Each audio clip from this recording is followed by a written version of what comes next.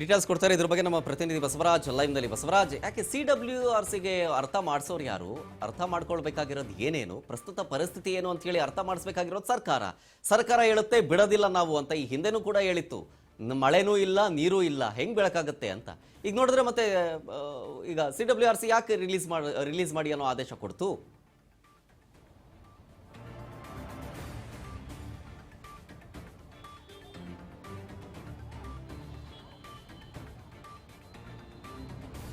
ಶರತ್, ಈಗಾಗಲೇ KRS ಡ್ಯಾಮ್ನಲ್ಲಿ ವಾಡಿಕೆಗಿಂತ ಕೂಡ ಮಳೆ ಕಡಿಮೆ ಆದಂತ ಹಿನ್ನೆಲೆಯಲ್ಲಿ ನೀರಿನ ಪ್ರಮಾಣ ಕೂಡ ಕಡಿಮೆ ಇರುವಂತದ್ದು.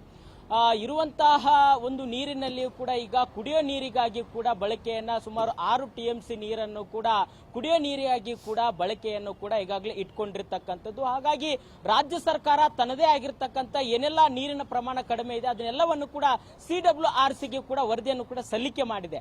ಆದರೂ ಸಹಿತ ಇದೀಗ 15 ದಿನಗಳ ಕಾಲ ಏನು 3500 ಕ್ಯೂಸೆಕ್ ನೀರನ್ನ ಬಿಡಬೇಕು ಅನ್ನುವಂತ ನಿಟ್ಟಿನಲ್ಲಿ ಈಗ ಆದೇಶ ಮಾಡಿರ್ತಕ್ಕಂಥ ಹಿನ್ನೆಲೆ ಇದು ಎಲ್ಲೋ ಒಂದು ಕಡೆ ರಾಜ್ಯಕ್ಕೆ ಒಂದ್ ಕಡೆ ಹಿನ್ನಡೆ ಅಂತಾನೂ ಕೂಡ ಹೇಳ್ಬಹುದು. ಮತ್ತೆ CWRCಗೆ ಇದಕ್ಕೆ ಸಂಬಂಧಪಟ್ಟಂತೆ ಒಂದು ನಿರ್ದೇಶನ ಕೊಡುವಂತ ನಿಟ್ಟಿನಲ್ಲಿ ಅಥವಾ ಅದಕ್ಕೆ ಇರುವಂತ ಪರಿಸ್ಥಿತಿ ಏನಿದೆ, KRS ಡ್ಯಾಮ್ ಅಲ್ಲಿ ಉಳಿದಿರ್ತಕ್ಕಂಥ ನೀರೆಷ್ಟು, ನಾವು ಯಾವ್ದಕ್ಕಾಗಿ ಬಳಸ್ಕೊಳ್ಳಕ್ ಇಟ್ಕೊಂಡಿದೀವಿ, ಇಲ್ಲಿ ಪರಿಸ್ಥಿತಿ ಹೇಗಿದೆ, ಈಗಾಗಲೇ ರೈತರು ಕೂಡ ಆ ಭಾಗದಲ್ಲಿ ಹೋರಾಟವನ್ನ ಮಾಡ್ತಾ ಇದ್ದಾರೆ. ಇದರ ನಡುವೆ ಈಗ ಮತ್ತೆ ತಮಿಳುನಾಡಿಗೆ ನಾವು ಪ್ರತಿದಿನ 15 ದಿನಗಳ ಕಾಲ 3500 ಕ್ಯೂಸೆಕ್ ನೀರು ಬಿಟ್ರೆ ನಮಗಿನ್ನೇನು ನೀರು ಉಳಿಯುತ್ತೆ ಅನ್ನುವಂಥದ್ದು ಬಹಳ ದೊಡ್ಡ ಮಟ್ಟಿಗೆ ಯಕ್ಷ ಪ್ರಶ್ನೆಯಾಗಿ ಕಾಡ್ತಾ ಇದೆ. ಈಗಾಗಲೇ ರಾಜ್ಯ ಸರ್ಕಾರ CWRCಗೆ ಒಂದ್ ಕಡೆ ಈ ಒಂದು ನೀರಿನ ಪ್ರಮಾಣವನ್ನ ಮನದಟ್ಟು ಮಾಡಿಕೊಡುವಂತ ಪ್ರಯತ್ನದಲ್ಲಿ ವಿಫಲವಾಯ್ತಾ ಅನ್ನುವಂತಹ ಪ್ರಶ್ನೆಗಳು ಕೂಡ ಈಗ ಎಡೆ ಮಾಡಿಕೊಡ್ತಾ ಇದ್ದಾವೆ. ಯಾಕಂತಂದ್ರೆ ಪದೇ ಪದೇ ಇದೇ ರೀತಿಯಾಗಿರ್ತಕ್ಕಂತಹ ಒಂದು ಆದೇಶಗಳನ್ನ ಕರ್ನಾಟಕ ರಾಜ್ಯ ಯಾವುದೇ ಸ್ವೀಕಾರ ಮಾಡಬೇಕು ಅನ್ನುವಂತ ನಿಟ್ಟಿನಲ್ಲಿ ಕೂಡ ಜನರಲ್ಲಿ, ಆ ಭಾಗದ ಜನರಲ್ಲಿ ಕೂಡ ಆತಂಕ ಕೂಡ ಮನೆ ಮಾಡಿರ್ತಕ್ಕಂಥದ್ದು. ಹಾಗಾಗಿ ಇದೀಗ ಜಲಸಂಪನ್ಮೂಲ ಸಚಿವರಾಗಿರ್ತಕ್ಕಂಥ ರಾಮಲಿಂಗಾರೆಡ್ಡಿ ಅವರು ಹೇಳಿದ್ದಾರೆ, ನಾವು ಮುಂದಿನ ಕಾನೂನಾತ್ಮಕವಾಗಿರ್ತಕ್ಕಂಥ ಹೋರಾಟವನ್ನ ಮಾಡ್ಲಿಕ್ಕೂ ಕೂಡ ಮತ್ತೆ ನಮ್ಮ ಒಂದು ಅಡ್ವೊಕೇಟ್ ಮುಖಾಂತರ ಸಹಿತ ನೀರಿನ ಪ್ರಮಾಣ ಎಷ್ಟಿದೆ, ನಾವು ಎಷ್ಟು ಈಗ ಉಪಯೋಗಿಸ್ತಾ ಇದ್ದೇವೆ, ನಾವು ಯಾತಕ್ಕಾಗಿ ಬಳಸ್ಕೊಳ್ತಾ ಇದ್ದೇವೆ, ಅದನ್ನೆಲ್ಲವನ್ನು ಕೂಡ CWRCಗೆ ಮನದಟ್ಟು ಮಾಡಿಕೊಡುವಂತ ಪ್ರಯತ್ನ ಮಾಡ್ತೇವೆ ಅನ್ನುವಂತ ಲೆಕ್ಕಾಚಾರಕ್ಕೆ ಈಗ ಜಲಸಂಪನ್ಮೂಲ ಸಚಿವರಾಗಿರ್ತಕ್ಕಂಥ ರಾಮಲಿಂಗಾರೆಡ್ಡಿ ಅವರ ಮಾತಾಗಿರ್ತಕ್ಕಂಥದ್ದು. ಆದ್ರೆ CM DK ಶಿವಕುಮಾರ್ ಅವರು ಸಹಿತ ಇದ್ರ ಬಗ್ಗೆ ಹೆಚ್ಚಿನ ಗಮನ ಹರಿಸಬೇಕಾಗಿದೆ.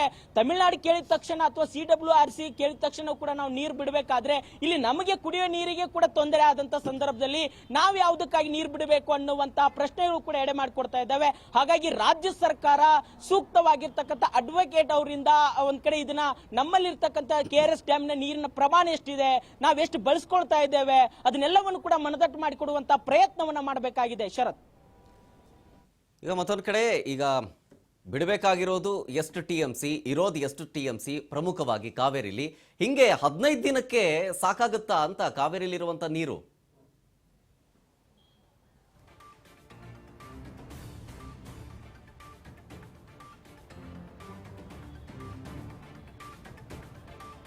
ಖಂಡಿತ ಶರತ್, ಈಗ ಇರ್ತಕ್ಕಂತಹ 11 TMC ನೀರಲ್ಲಿ ಕೂಡ ನಾವು ಒಂದ್ ಕಡೆ ಅಲ್ಲಿ KRS ಡ್ಯಾಮ್ ಅಲ್ಲಿ ನಿಗದಿತ TMC ನೀರನ್ನು ಕೂಡ ನಾವು ಇಟ್ಕೊಳ್ಬೇಕಾಗುತ್ತೆ. ಅದರ ಜೊತೆಗೆ ಕುಡಿಯುವ ನೀರಿಗಾಗಿ ಕೂಡ ನಾವು ನೀರನ್ನು ಕೂಡ ಇಟ್ಕೊಳ್ಬೇಕಾಗುತ್ತೆ. ಅದರ ಹೊರತಾಗಿ ಕೂಡ ನಾವು ತಮಿಳುನಾಡಿಗೆ ಕೂಡ ಬಿಡಬೇಕು. ಅದು CWRCಯಲ್ಲಿ ಅವ್ರದೇ ಆಗಿರ್ತಕ್ಕಂಥ ಕೆಲವೊಂದಿಷ್ಟು ಮಾನದಂಡಗಳಿದಾವೆ. ಆ ಮಾನದಂಡಗಳ ಆಧಾರದ ಮೇಲೆ ಈ ಆದೇಶಗಳನ್ನ ಮಾಡುತ್ತೆ.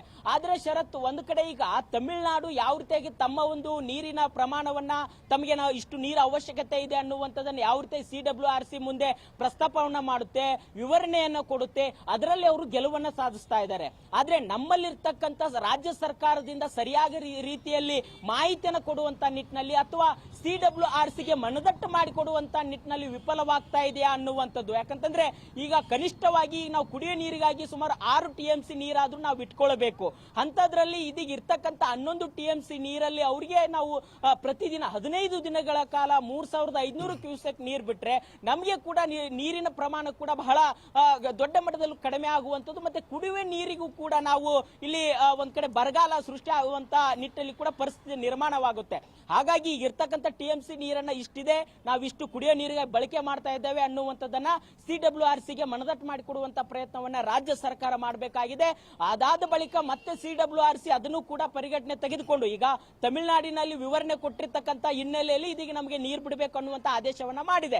ನಮ್ಮ ರಾಜ್ಯದಲ್ಲೂ ಕೂಡ ಪರಿಸ್ಥಿತಿ, ನಮ್ಮ ಡ್ಯಾಮಿನಲ್ಲಿ ಇರ್ತಕ್ಕಂಥ ನೀರಿನ ಪ್ರಮಾಣದ ಮಟ್ಟ ಇಷ್ಟಿದೆ, ನಮ್ಮ ರೈತರ ಬೇಡಿಕೆ ಕೂಡ ಇಷ್ಟಿದೆ, ಕುಡಿಯುವ ನೀರಿಗಾಗಿ ಮಾತ್ರ ನಾವು ಬಳಸ್ಕೊಳ್ತಾ ಇದ್ದೇವೆ, ಮಳೆ ಏನಾದ್ರೂ ಪ್ರಮಾಣ ಹೆಚ್ಚಿಗೆ ಆದ್ರೆ ನೀವು ಅವಾಗ ಕೇಳಬಹುದು ಅನ್ನುವಂತ ನಿಟ್ಟಿನಲ್ಲಿ ಕೂಡ ಅವರಿಗೆ ವಿವರಣೆ ಕೊಡಬೇಕಾಗುತ್ತೆ. ಹಾಗಾಗಿ ರಾಜ್ಯ ಸರ್ಕಾರ ಇದನ್ನ ಯಾವ ರೀತಿ ತೀರ್ಮಾನ ತೆಗೆದುಕೊಳ್ಳುತ್ತೆ ಅನ್ನುವಂಥದ್ದು ನಾವು ಕಾದು ನೋಡಬೇಕಾಗಿದೆ. Sharath. Okay, thank you Basavaraj ಡೀಟೇಲ್ಸ್ಗಾಗಿ.